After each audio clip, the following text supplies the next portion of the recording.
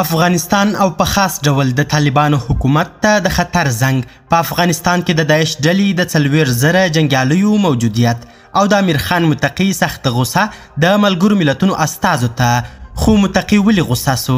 د داعش ډلې د جنګیالیو د موجودیت خبر چا او ولې ورکه؟ بشپړ جزئیات را سره همدغه روانه ویډیو کې وګورئ. سلامونه قدرمنو لیدونکو، زموږ مشال پریس چینل ته ښه راغلاست.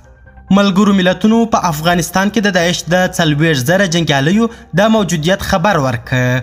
د ملګرو ملتونو سازمان په افغانستان کې د داعش د خراسان ډلې د 40,000 جګړهمارو د موجودیت خبر ورکه. د ملګرو ملتونو د سازمان د راپور له مخې د داعش ډیر جنګیالي د جمهوري نظام د سقوط پر مهال د طالبانو له لوري د زندانونو له ماتېدو سره خوشي سوي دي. ملګرو ملتونو دا هم ویلي چې امنیت شورا پر القاعدې او داعش د لګول سوو بندیزونو د څارنې لپاره یوه ډله ټاکلې ده. طالبانو د ملګرو ملتونو دغه راپور په داسې مهال خپور کړی چې تېره ورځ د طالبانو د بهرنیو چارو وزیر مولوي امیر خان متقي پرون د ملګرو ملتونو د سرمنشي ځانګړي استازي میرمن دیبورا لاینز سره د لیدنې پر مهال د ملګرو ملتونو د سرمنشي هغو څرګندونو ته توند غبرګون وښود چې په افغانستان کې د ترهګریزو ډلو د فعالیتونو په اړه کړي وي.